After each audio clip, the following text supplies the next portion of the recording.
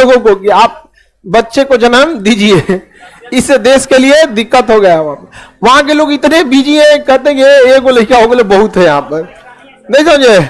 अब किसी का ब्याह शादी हुआ 25 की उम्र में ना, अब वो क्या किया, अपने बिजनेस पे ध्यान दिया, कंपनी पे ध्यान दिया, कंपनी का ग्रोथ हुआ, 25 साल पे ब्याह होगा। अब वो सोचेगा जब 40-42 का हो जाएगा तो कहेगा अब हम लोग बूढ़े हो रहे हैं, अब बाल बच्चे होना चाहिए।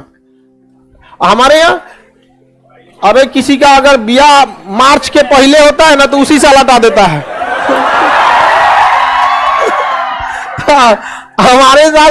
हमारे यहाँ तो जनसंख्या की कोई समस्या ही नहीं है, पूरी दुनिया को पीछे कर दिया हम लोग, 1 नंबर पे आ गए। देखिए हल्ला नहीं, जनसंख्या को बहुत ज्यादा कम कर दीजिएगा ना, इसका निगेटिव भुगतान आपको देखने को मिलता है 30 से 40 साल के बाद। तुम अंगड़ाई वाला सब थकान निकाल देंगे तुम्हारा।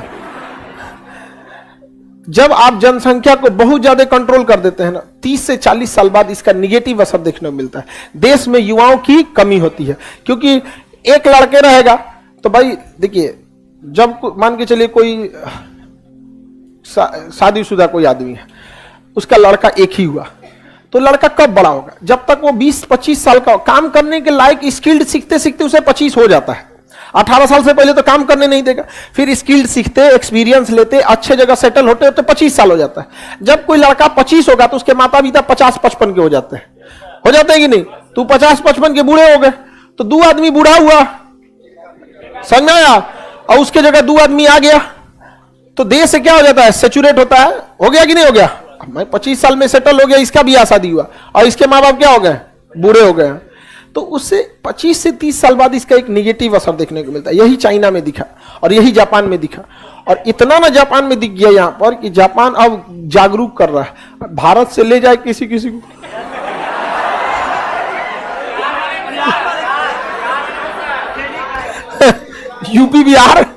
यूपी बिहार बंगाल झारखंड, हमारे यहाँ जनसंख्या की तो कोई समस्या ही नहीं है, कोई जागरूक करने की जरूरत नहीं है।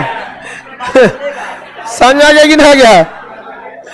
तो जापान बहुत टेक्नोलॉजी से बहुत संपन्न। देखिए कहीं पे भी अगर आप देखिएगा, यदि समाज बहुत ज्यादा पढ़ लिया या बहुत ज्यादा पैसा आ गया, तब वो लोग के पास जनसंख्या ज्यादा नहीं होती है। बहुत ज्यादा अमीर हो गए ना तो उनके पास बहुत सारे स्कोप्स दिखाई देने लगते हैं। ये बिजनेस करना है, यहाँ घर खरीद लेना, दिल्ली में घर हो गया तो मुंबई में होना चाहिए, को यहाँ होना चाहिए, यहाँ होना चाहिए बिजनेस। अब दुबई चले घूमने, मालदीव चले घूमने, और ज्यादा वो सब नहीं रहेगा, अपने परिवार में रहेगा। 2 गो हो गई लो, उनका 3 गो तो जापान अभी जनसंख्या कम है, इससे लेके क्या हो रहा है, जूझ रहा है जापान के पास 3800 द्वीप हैं। कितने द्वीप हैं, 38। जापान के 66% एरिया पे जंगल है। इतना डेवलप होने के बावजूद उसके 66% एरिया पे क्या है, जंगल, जबकि पर्यावरण को बैलेंस करने के लिए 33% जंगल का होना जरूरी है। और उसके पास कितना है, हमारे पास ना फैक्ट्री है ना इंडस्ट्री है, तब वो 24%, 23.5 है, 24%। समझ में आ रहा है कि नहीं आ गया। जापान का एक शहर था, नाम था उसका किमिशिराटाकी। किमिशिराटाकी में एक रेलवे स्टेशन था, हल्ला नहीं कर गधा, नहीं मिला तो छोड़ दो। वहां रेलवे स्टेशन था, उस रेलवे स्टेशन को बंद करने का प्रस्ताव आ गया, क्योंकि उस रेलवे स्टेशन पे टिकट ही नहीं बिकती थी, केवल एक टिकट बिकता था एक दिन भर में। और वो एक लड़की वहां से अपने कॉलेज जाती थी और वापस किमिशिराटाकी पे आ जाती थी। रिपोर्ट लगाया गया कि एक ही टिकट बिकता है एक दिन में, तो इस रेलवे स्टेशन में भारी भरकम 400 कर्मचारियों की ड्यूटी लगती है रेलवे स्टेशन पे। कोई सिग्नल मेंटेनर, कोई ये सफाई, पूरा रेलवे का तो अपना प्रोटोकॉल होगा, इतने लोग लगेंगे। तो पता चला कि लड़की डेली काहे जाती, तो बताया गया कि उसको ग्रेजुएशन कंप्लीट नहीं हुआ है, अभी फर्स्ट ईयर में है, इसीलिए वो जाती है। तो जापान सरकार ने प्रस्ताव दिया कि जब तक ये लड़की का पूरा ग्रेजुएशन कंप्लीट नहीं हो जाता है, तब तक 3 साल तक ये ट्रेन ऐसी ही चलती रहेगी, स्टेशन यही रहेगा। इतना ज्यादा वो लोग जागरूक हैं, सोचिए, एक एजुकेशन के लिए। और अच्छा, वो स्टेशन बंद करके वहां से उसको कैब दे देते लोग, एक टैक्सी जाओ, इतना बड़ा ट्रेन ले जाने की जरूरत क्या है, टैक्सी दे देते लोग ना। तो दुनिया यही कहती कि जापान पैसे को महत्व देता है। किसको महत्व देता है, पैसे को।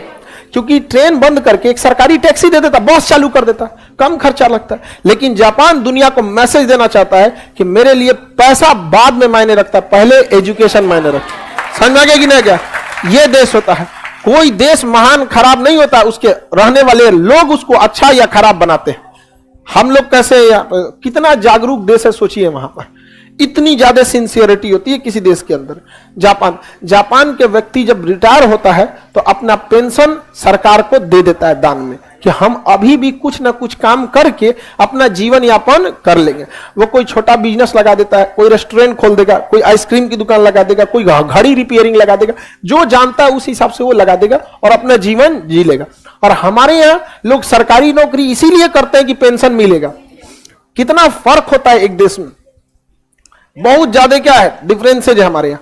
उसके रीजन भी है क्यों हम अपने देश के लिए छोड़ते हैं वो लोग, क्योंकि उनको पता है अगर वो पैसे छोड़ते हैं तो जो उनके देश के जो शीर्ष लोग बैठे हुए हैं वो इसका सदुपयोग करेंगे। हम लोग छोड़ेंगे तो ऊपर का नेतवा लूट लेगा।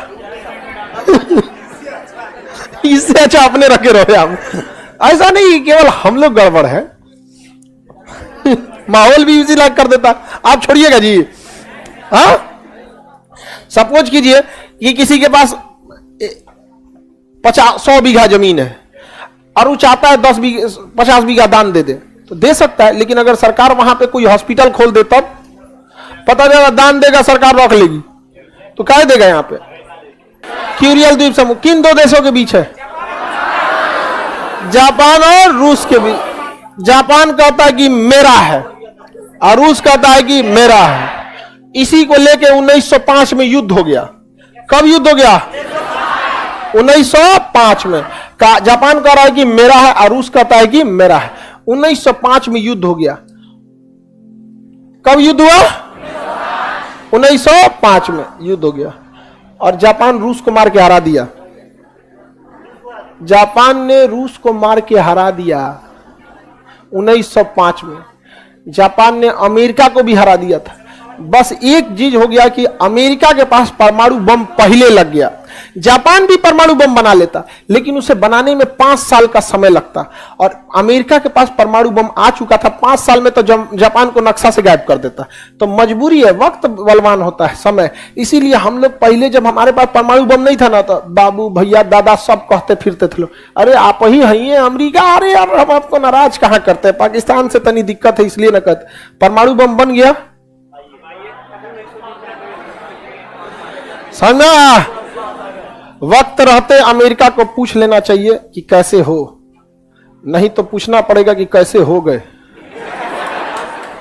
समझ आया ना? तो वक्त रहते उसने नहीं पूछा कि कैसे हो, अब कहता है कैसे हो गए। वक्त का खेल है यह। तो कैसे हो गए इससे पहले पूछ लेना चाहिए कि कैसे हो, नहीं तो बदल जाएगा वहां पर। आज तो नहीं बोले ना कोई भारत से मार देगा आदमी परमाणु बम, धाए दे दिया जाएंगे कोई यहाँ पे, जरूरत से ज्यादा कूदेंगे तो। मिल गया? अब आगे का क्लास कल समझे।